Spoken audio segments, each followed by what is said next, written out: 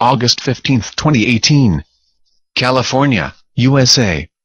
Declaration in commemoration of the 70th anniversary of the Republic of Korea.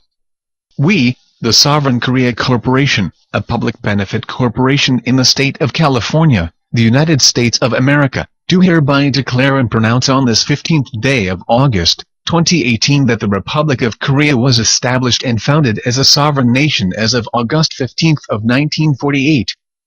Since the Republic of Korea was established in 1948, the belligerent regime occupying the northern Korean peninsula broke the infamous Korean War, attempting to accomplish communist unification of the entire peninsula, but failed due to the defense forces organized by the US and other UN allies.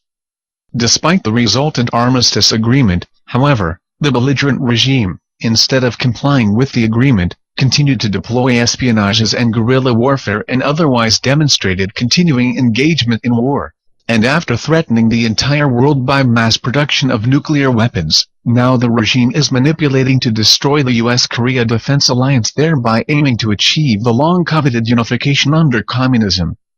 The northern belligerent regime raised and trained occupation forces inside the South and deployed them to usurp the sovereignty of the Republic of Korea.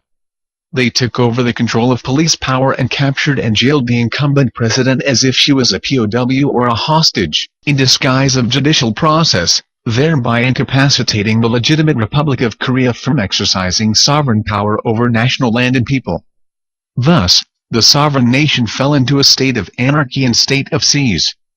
South Korean public journalism is contaminated with communism ideology, indoctrination and propaganda, and cannot perform their normal duties of freedom of speech, so, the infamous press gate. The judiciary has lost fairness and reasonableness, standard is twisted by political influence and has now become a mere conduit of persecution by the rebels. The legislature is incapable of carrying on political process by the normal politics and instead keep aiding and abetting occupation forces, reversing and destroying security and economic policies. The administrative government, including police and army, is in a state of inertia and is incapable of exercising their powers to correct the malfunctioning judiciary and legislature. The public servants are incapable of carrying out the police power and are prevalent with inertia, laissez-faire and over-identification. Basically, there are no checks and balances of a democratic republic. The Sovereign Korea Corporation, SKC, as a public benefit organization, recognizing that the Republic of Korea has fallen into anarchism by misappropriation of the sovereignty and the police power, now attempts to succeed to its identity and legitimacy lawfully, resolve the stalemate of national government operation and accomplish to reconfirm and reinstate the true Republic of Korea, and carry out its mission to regain the sovereignty in a lawful and legitimate manner, by establishing and operating itself under the laws of the state of California, USA. Expected role of the provisional government. The prime task for the SKC, recognizing the state of anarchy, will be saving the ship before sinking of the Republic of Korea in cooperation and consultation with the U.S. government. We will, in addition to formal corporate name, permit the use of the alternate name, provisional government. This provisional government, set up in July last year, is entirely different from the old Korean provisional government of 1919. Which was established in Shanghai, China, in order to prepare for a new sovereign nation while the country was occupied by Japan as a colony, by Dr. Syngman Rhee and his patriotic supporters. As the result of 29 years' campaign from there on, the sovereign government of the Republic of Korea was born in 1948, with the help of the U.S. The concept of the provisional government is quite apart from the asylum government, where a ruler of a country moves to another country on exile and sets up an interim government to manage the ongoing affairs of his/her originating country. Sovereign Korea Corporation will secure the land and people as soon as the sovereignty is recovered and will thus have all three essential elements of a nation. It will succeed to the authenticity and legitimacy of the Republic of Korea established in 1948. And will reorganize and refurbish the new government and seek the reconfirmation by the world community such as United Nations of the sovereign nation, the Republic of Korea, being a free democratic republic. Why is a provisional government required?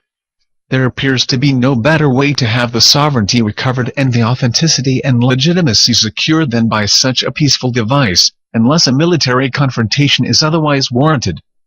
By definition, the Republic of Korea is under siege by the enemy.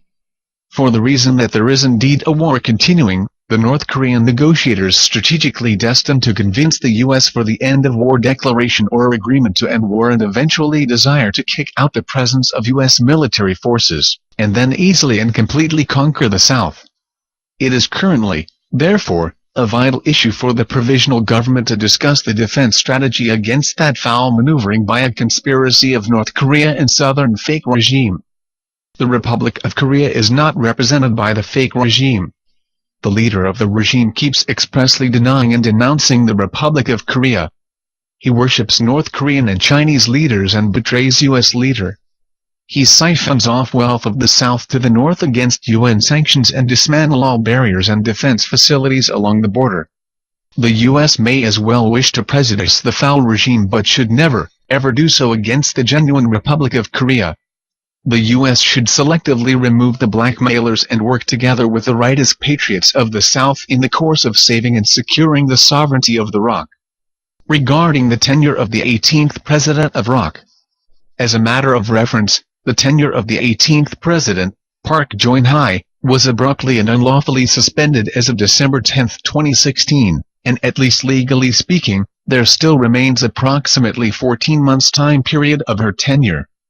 Once she is reinstated to the throne, the tenure ought to restart, and before the end of the tenure, of course, the election for the 19th presidency should be held in accordance with laws and regulations.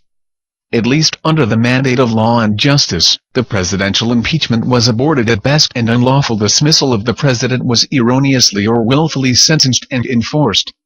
As the sentence was illegal and therefore was invalid and ineffective, the subsequent elections were all invalid, ineffective and unlawful. In commemoration of the 70th anniversary of the Republic of Korea as of August 15 of 2018. International Lawyers Forum Incorporated. General Counsel for Sovereign Korea Corporation,